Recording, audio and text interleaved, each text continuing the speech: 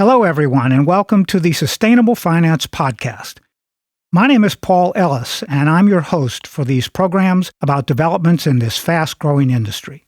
On today's program, we're going to be talking about how universities are key innovators in solving the climate crisis.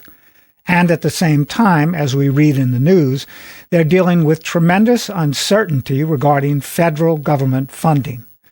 So, how is the director of the Columbia University Center on Sustainable Investment and the recently launched Columbia Climate School Masters in Climate Finance coping with these uncertainties in U.S. climate policy and sustainable finance?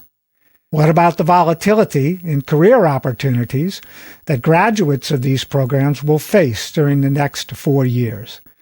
My guest for this episode on the Sustainable Finance Podcast is Lisa Sachs, and these are just two of the stress points she is managing in today's university environment.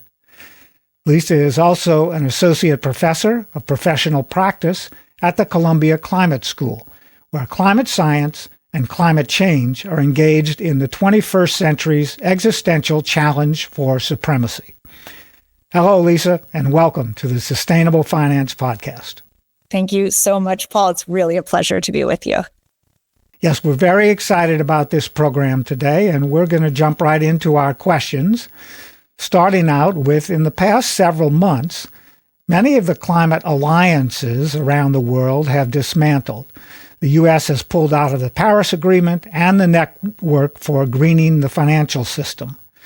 An anti-ESG rhetoric has escalated. What impact has there been for the Columbia Center on Sustainable Investment, and what do you make of these issues in the world of climate finance? Yeah, good big question. It's been a busy few months, in the field of climate finance. Really, from the perspective of the Columbia Center on Sustainable Investment, or CCSI as we call it, our role has always been to bring clarity and rigor to climate finance discussions and approaches. So the only impact this has had has made us even more busy. But you mentioned three very important developments that I would suggest we disaggregate because I see them each differently. One is the dismantling of the climate alliances. The second is the withdrawal of the U.S. from the Network for Greening the Financial System. And the third is the anti-ESG rhetoric. And I think, of course, they're all part of some convoluted, somewhat incoherent direction of travel with respect to climate commitments. But I really think that they're very different. So if I can maybe briefly say how I see each of them. With the climate alliances, which, the main ones are those under the Glasgow Financial Alliance for Net Zero, which are the net zero alliances for banks, for asset managers, for asset owners, for insurance sector, and so on. I have found that those alliances were never terribly coherent from the start. They were not very clear in what they were purporting to do. Were they purporting to be integrating risk considerations and risk management in their operations, or were they purporting to actually have an impact on the climate agenda? If you read their commitments, both of the individual institutions and of these alliances, they conflated those concepts of risk integration and impact, which are really substantially different. And then, not surprising, when what they're purporting to do is conflated, the strategies and the targets and the metrics were all misaligned relative to whatever those purported goals were. So I think that they really confused what the financial institutions were saying they were going to do, what they were actually doing, and what they're capable of doing, because the financial sector on its own is not capable of transforming an economy. It is part of a very comprehensive, complex economic system that's subject to regulations, technological developments, consumer demand, and so on. So I was not a huge fan of these alliances from the beginning because I thought that they confused the conversation on climate finance. So to my mind, stepping back from these alliances and saying honestly that they were not fit for purpose for the financial sector, that the financial sector couldn't necessarily accomplish or wasn't even intending to accomplish what they were saying they were going to do, I think is okay. What matters is what comes next, whether the financial institutions can continue the honest conversation around what their challenges are in financing the energy transition, what they're really capable of doing, what they're motivated to do, the role of policy, and so on. So that's how I see the falling apart of the climate alliances.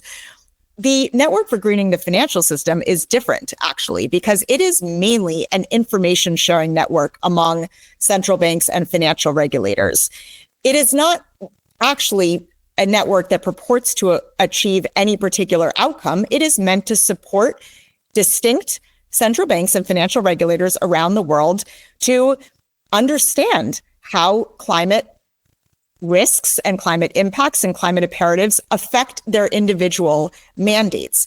And central banks and financial regulators around the world have different mandates. In some countries, they have more of a policy mandate. In the US, they don't. The Fed's mandate is really focused on price stability and full employment, but they're all different.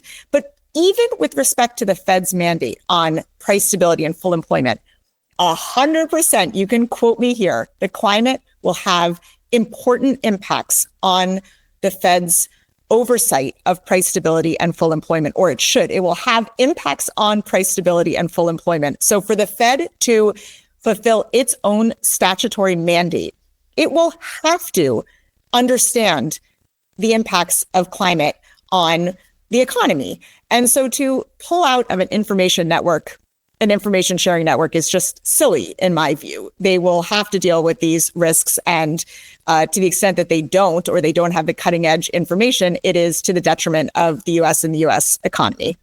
The last one is this anti-ESG wave of bills and subpoenas and all sorts of attacks on institutions that have ESG, and then what has been kind of an anti-ESG pushback, which I have also found largely incoherent, because ESG investing, first of all, it can take many different forms. But in practice, what it mainly refers to is assembling portfolios based on some ESG ratings that, to the extent that they measure anything, and we can talk about that, really measure how companies are managing material risks relative to their peers. And if you look at ESG portfolios compared to non-ESG portfolios, they are substantially similar, because the ESG ETFs in particular, for instance, are often market cap weighted and they're built from major indices. So their sector allocations are very closely aligned with traditional broad-based market indices. And their correlation between the holdings in the ESG ETFs and in non-ESG ETFs are substantially similar. So first of all, the completely political fossil fuel funded attacks on ESG is ridiculous. The suggestion that ESG is some woke scheme to decarbonize the economy or to achieve any other social goals is absurd, because to the extent that the ESG investors are trying to do anything, it is to maximize returns. They still remain very heavily, by and large, as a general matter, all of these the investors that have ESG funds remain heavily invested in fossil fuels and in all of the companies across the economy that are externalizing their costs and so on.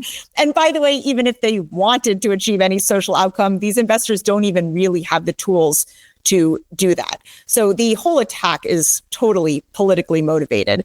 But the backlash that is elicited is equally funny to my mind. The Democratic attorney generals and other advocates, their defense of ESG has been that to prohibit ESG investing, which is incorporating environmental and social governance factors, is quote unquote just good investing. And that to prohibit ESG investing, as they have said, is like putting blindfolds on an investor. That I also don't understand, because while it is definitely true that to some extent incorporating real risks, environmental, social risks, is good investing, then I don't understand what the distinction is between ESG investing and traditional investing, because traditional investing should be integrating these risks. And then on the third hand, I would just say we have some sustainability advocates that are really clamoring to protect ESG funds as if they were actually an effective tool for achieving some sustainability outcomes. They want to protect them because they think that they really are helping to achieve some climate goals or sustainability goals, which they're not. So I have found this to be a very odd pretzel. We have a political party that claims to champion free markets that is advocating to restrict the consideration that investors can factor when they're making investment decisions. And we have a sustainability community that's putting a lot of emphasis on a strategy that has no impact on sustainability. So it's a huge distraction, in my view. All right, so let's leave the world of climate finance for the moment.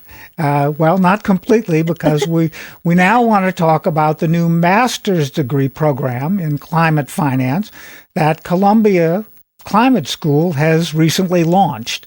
This is a program of you've got a lot of input into it, and tell us about this new program.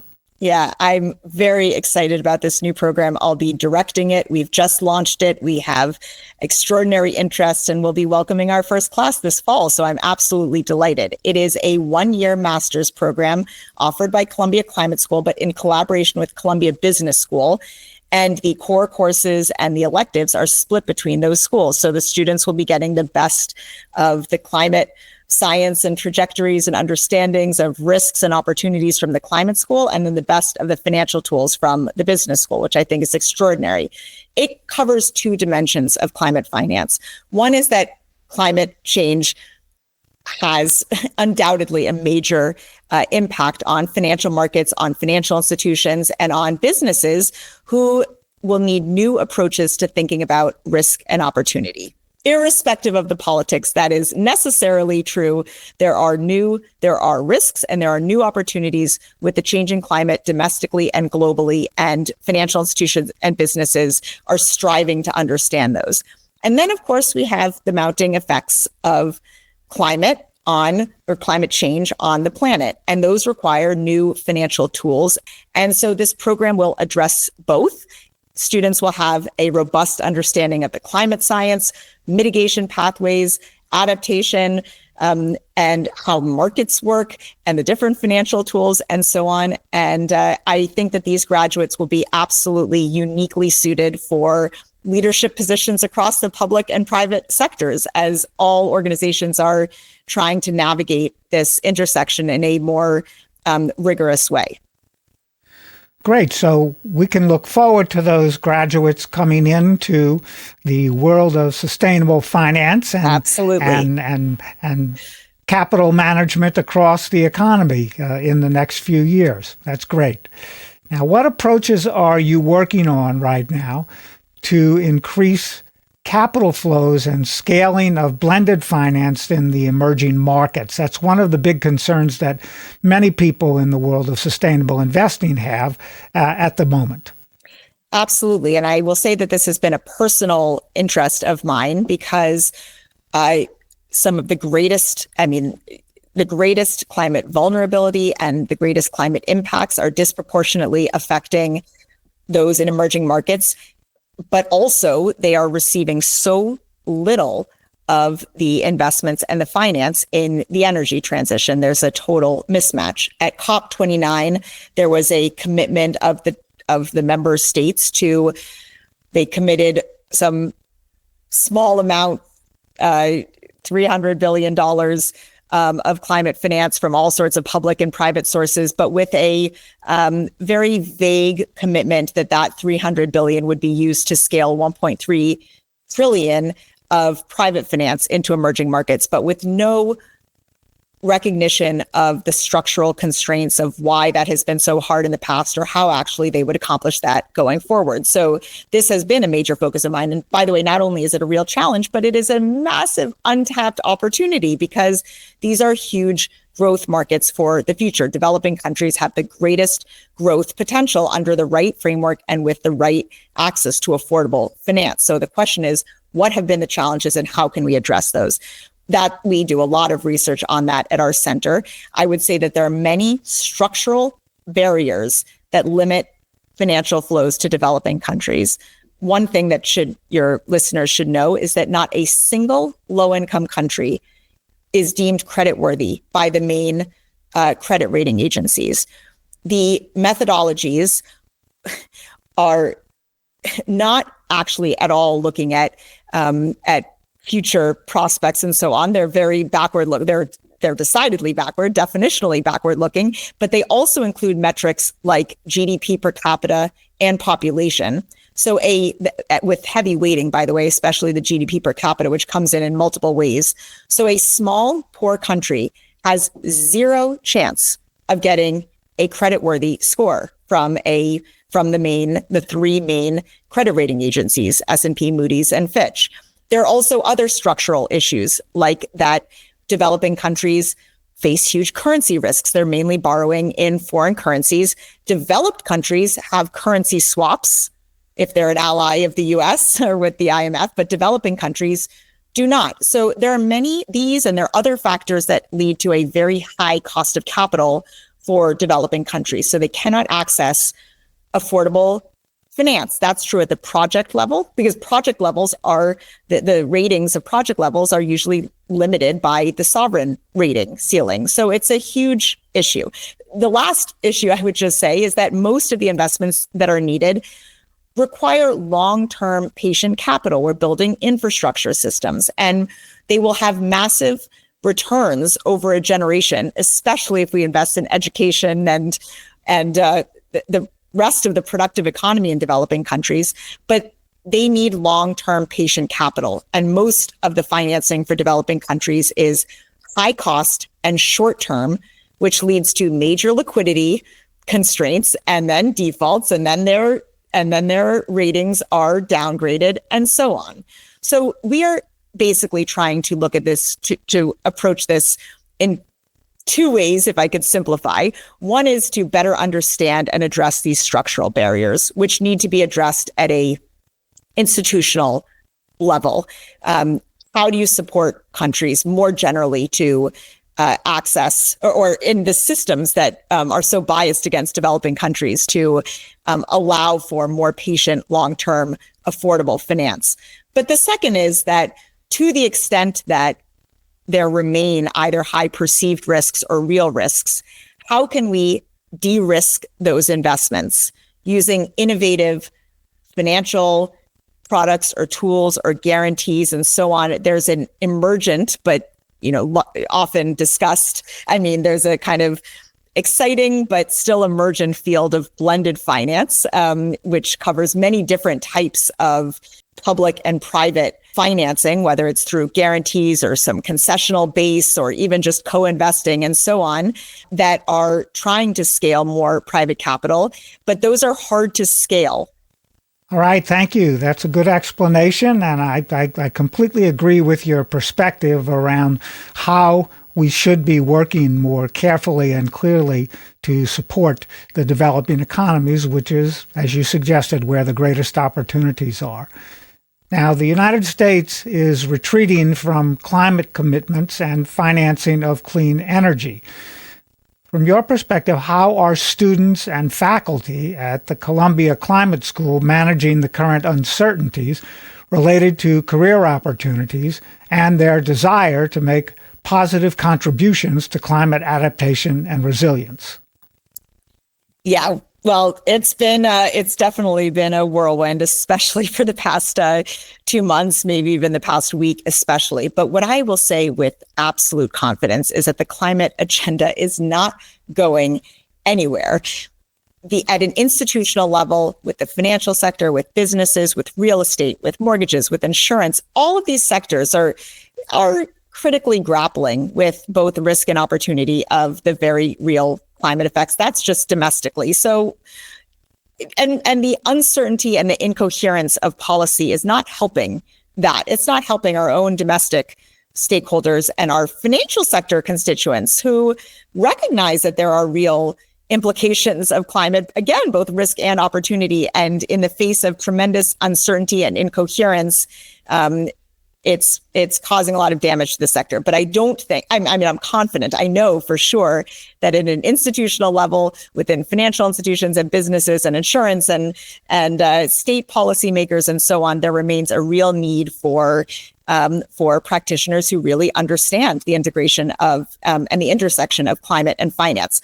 But arguably, even more importantly, or not more importantly, but as importantly, the U.S. is just lost and ceding its leadership on these issues to other parts of the world where there has been no wavering in the commitment to financing the energy transition and to more meaningfully address climate. There may have been some concerns that the U.S. pulling out of these Paris Agreement or of NGFS would have knock-on effects. And I actually think we'll see the opposite. First of all, in the Network for Greening, the financial sector, the U.S. was something like the 90th country to join. And there are 143 countries now as the U.S. leaves. It was started by European and Chinese monetary authorities who remain the leads of the NGFS. And globally, in terms of investing in the energy transition, the U.S. pulling back has just made even more clear who the leaders are in financing the energy transition. That's primarily China, who has accounted for more clean energy investment in the past few years than the rest of the world combined, and is a global leader in building every component of energy systems, battery storage, battery supplies, EVs, the high-tech manufacturing, and so on. And their commitment has been absolutely unwavering, not only because of the climate imperative, perhaps not even mainly because of the climate imperative, but because that's the future of the economy for affordable, clean, independent, secure, diversified energy sources. And the rest of the world wants it, and China will provide it if the U.S. does not. So I really believe that the opportunities remain as robust, even if we're all reeling a bit from the day-to-day headlines and domestic uncertainty. But the energy transition is happening. It's happening on an economic basis as much as it is on a planetary survival basis. And I'm absolutely confident that our graduates will be best positioned around the world to help all organizations, public and private, navigate the future. And I really hope that the U.S. catches up and doesn't lose its way so dramatically, because this is the future, and our economy and our relevance and our competitiveness and our stability all depend on our recognizing that. So I hope that the federal government comes around soon. And in the meantime, I appreciate the continued leadership at the state and the local level, where they haven't lost their focus and in fact are helping to fill the vacuum domestically as well.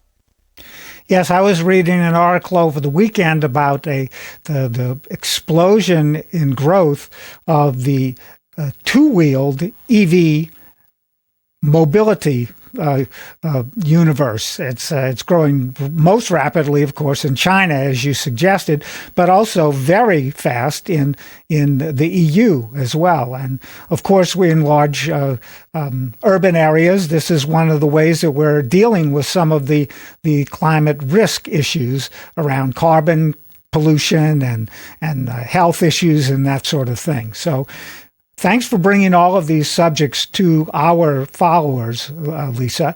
And where online can they go to learn more about Columbia University's Center on Sustainable Investment? And how can they best get in touch with you with questions about the topics that we've discussed in today's episode?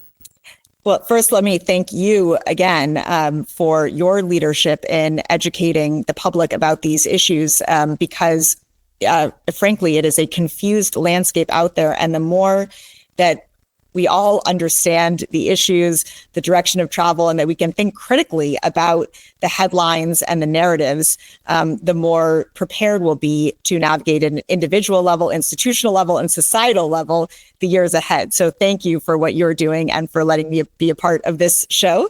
The two places I'd recommend to follow our work are the center I direct, the Columbia Center on Sustainable Investment. As I said, it's CCSI. So our website is just ccsi.columbia.edu. And for me personally, I've taken to LinkedIn to share my rapid responses to the quick news cycle and trying to help bring clarity to these issues and on the ones that we've talked about today and more. So I would encourage those who are interested to follow me on LinkedIn. Again, I'm Lisa Sachs and on LinkedIn. And I always welcome and learn from engaging directly with those who are interested in this space. So I very much look forward to connecting with your followers. Great. Well, thank you very much, Lisa Sachs, the director of the Columbia University Center on Sustainable Investment, for joining us in today's episode.